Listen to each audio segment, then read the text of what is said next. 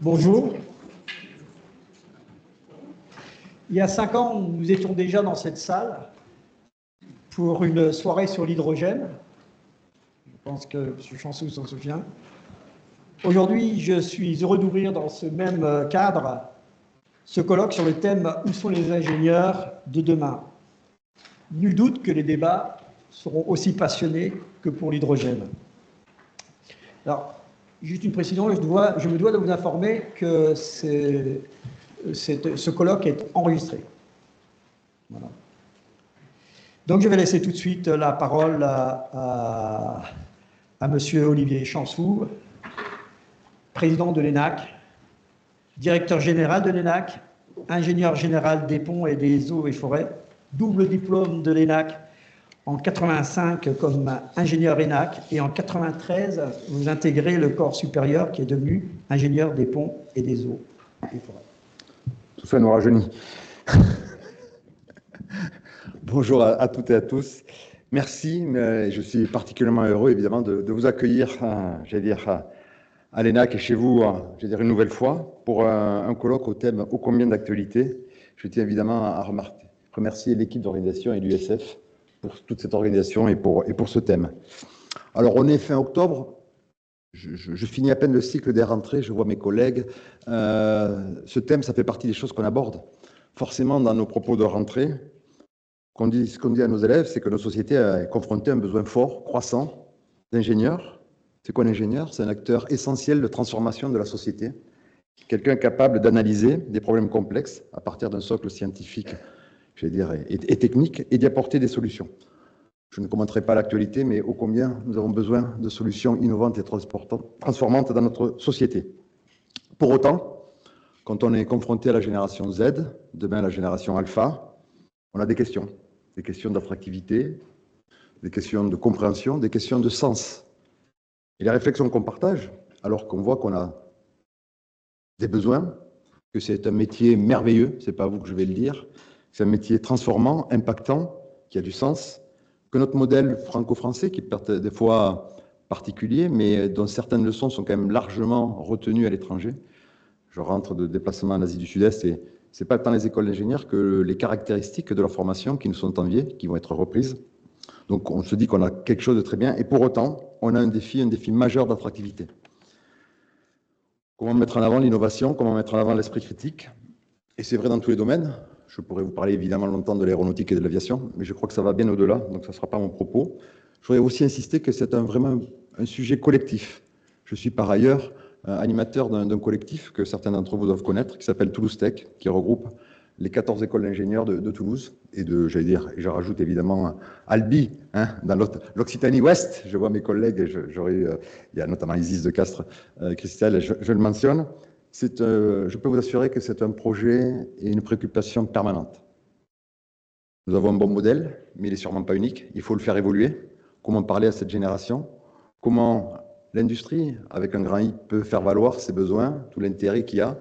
Comment notre pays peut, accompagner non seulement cette évolution, vers quel modèle il nous faut évoluer? Ce sont des questions que nous posons tous les jours. Et donc, votre séminaire, colloque, ne peut qu'être vraiment d'actualité, donc je me réjouis à l'avance de voir les propos échangés. Je voudrais insister là aussi, avant de conclure, sur un dernier point, c'est que toute évolution ne pourrait être que collective. On en parle dans un collectif d'écoles d'ingénieurs, mais ce n'est pas notre seul problème. C'est déjà en amont, c'est aussi nos partenaires de l'université, des acteurs de l'enseignement et de l'enseignement supérieur, et c'est évidemment le rôle des entreprises, de l'industrie, de la société, des pouvoirs publics, et la solution ne pourra être que collective. Donc là aussi, pouvoir brasser les idées et rassembler les acteurs qui viennent de l'ensemble, de l'écosystème concerné, ne peut être qu'une excellente idée. Donc, encore une fois, merci, bravo pour le thème, et je vous souhaite évidemment une excellente soirée. Merci. Merci à vous. Et je vous propose là l'introduction de Brigitte Durand, qui est notre présidente d'IESF Occitanie-Toulouse. Alors, merci Monsieur Chansou. Je pense que vous avez fait un peu l'introduction du colloque, je pense. Donc, bonjour à toutes et à tous. Donc, je suis très heureuse de vous accueillir aujourd'hui pour ce colloque intitulé « Où sont les ingénieurs de demain? Industrie, tech, climat ». Numérique, le défi de la souveraineté, réveiller l'envie, former l'avenir. Donc on a décidé de ce titre en y pensant assez longuement en début d'année. Cet événement est organisé donc par l'IESF, donc pour les personnes qui ne connaîtraient pas encore l'IESF, donc c'est l'Association des ingénieurs et scientifiques de France. Donc on regroupe l'ensemble des alumni et des diplômés sur tout le territoire de France. Notre mission est double, faire connaître et valoriser le rôle des ingénieurs et scientifiques dans la société et de promouvoir les métiers de l'ingénieur auprès des jeunes avec l'envie de les orienter vers ces filières scientifiques et techniques. Donc grâce au partenariat que nous avons avec le rectorat, nous intervenons dans les lycées et les collèges du territoire et cette année nous avons fait 310 interventions, ce qui n'est pas négligeable, hein. Et on aime aller justement au fin fond du territoire en particulier, parce qu'on rencontre des jeunes qui ne connaissent pas du tout ce que c'est que le métier d'ingénieur. Donc, alors pourquoi ce colloque aujourd'hui en fait? Nous avons choisi ce titre pour poser une vraie question. Une question volontairement provocante, presque un signal d'alerte. Derrière cette formule, il y a une réalité. Aujourd'hui, nous savons tous que les besoins d'ingénieurs augmentent dans tous les domaines, que ce soit l'énergie, le climat, la santé, le numérique, l'industrie. Et pourtant, les vocations s'essoufflent. Les jeunes hésitent à s'engager dans ces parcours qui sont exigeants, souvent faute d'en percevoir le sens ou les débouchés. La situation va s'aggravant, car la courbe démographique joue contre nous. Le vivier de jeunes va diminuer, tandis que les besoins d'ingénieurs vont continuer à croître. Il y a donc urgence à réveiller l'envie de devenir ingénieur. Il est urgent de comprendre pourquoi l'attractivité faiblit et surtout comment la raviver. C'est pour cela que nous avons choisi ce thème. Nous avons voulu aussi aborder ce défi autrement. Nous avons voulu rassembler aujourd'hui les enseignants qui éveillent les curiosités, les parents qui accompagnent souvent les choix d'orientation, les étudiants et les jeunes diplômés qui incarnent l'avenir, les entreprises qui innovent et qui recrutent, les institutions, le rectorat, la région, les écoles d'ingénieurs et tous ceux qui contribuent à la dynamique de formation et d'emploi dans nos territoires. En tant qu'ingénieur, je me permets de vous proposer la métaphore suivante. En réalité, faire émerger les ingénieurs de demain, c'est comme remettre en marche un grand moteur collectif. Un moteur dans lequel chaque pièce, l'école, l'entreprise, la famille, les institutions a son rôle à jouer. Si une seule pièce se grippe, tout le mécanisme ralentit. Mais lorsque toutes fonctionnent ensemble, alors bien huilée, la machine s'emballe dans le bon sens, elle avance, elle entraîne, elle inspire. Ce colloque, c'est justement le moment de remettre de l'énergie dans ce moteur commun. D'écouter, de comprendre, de se parler et surtout de proposer des solutions concrètes. Notre ambition, c'est que cette soirée soit un point de départ, pas une simple rencontre.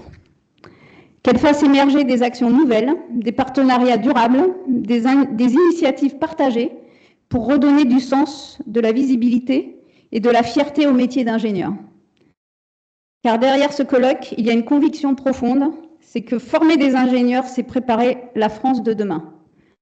C'est garantir notre indépendance, notre capacité à innover, à produire, à protéger, mais aussi à offrir à notre jeunesse des métiers passionnants, utiles et porteurs d'engagement.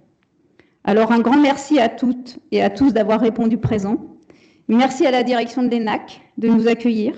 Merci à nos intervenants, aux institutions, aux écoles, aux entreprises et à toutes celles et ceux qui ont contribué à rendre ce colloque possible. Et maintenant, place aux échanges. Pour ce moteur collectif tourne à plein régime et entraîne avec lui toute une génération vers les métiers de l'ingénierie et de la science. Donc, je vais passer la parole à Jean-Marc. Jean-Marc va mettre des chiffres face à vous pour un peu planter le décor des tables rondes.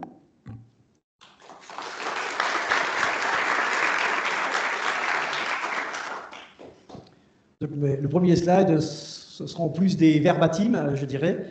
Et on peut en particulier voir déjà une première qui nous vient de Patrick Ken, qui nous interpelle et il nous dit « La puissance d'un État n'est pas simplement son PIB ou la défense, mais le nombre d'habitants diplômés en sciences, technologies, ingénierie et mathématiques. Il y a d'autres voix qui s'élèvent et qui disent mais les ingénieurs sont en péril. Syntec alerte sur le fait que l'on ne forme pas assez d'ingénieurs quand l'aéronautique nous dit « nous allons continuer à recruter massivement ». L'USF, de son côté, alerte sur le fait que les entreprises butent sur le manque d'ingénieurs, et c'est le Figaro qui enfonce le clou. L'attrait pour le métier d'ingénieur ou scientifique souffre d'une désaffectation pour les sciences et de salaires peu attractifs. Alors, quelques chiffres. La CDEFI nous montre que le nombre d'ingénieurs formés est stable sur 3 ans. L'Institut Montaigne nous alerte que pour répondre aux besoins de 2035, il faut augmenter de 36% le nombre de diplômés de niveau Bac+5. Et la CTI fait un appel à redonner de l'appétence pour les sciences en faisant de l'orientation dès le collège pour en faire une grande cause nationale. C'est fort de ce constat-là qu'on vous propose ce soir 3 tables rondes.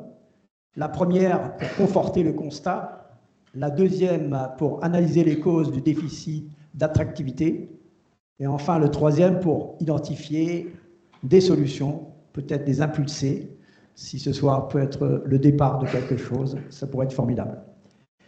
Pour animer ces tables rondes, nous avons Philippe Gilbert, qui est un ex-herbusien, donc qui connaît bien l'industrie, et qui est aujourd'hui animateur, producteur sur Radio Présence.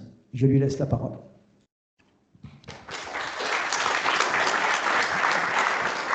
Bien. Bonsoir à tous, bonsoir à toutes.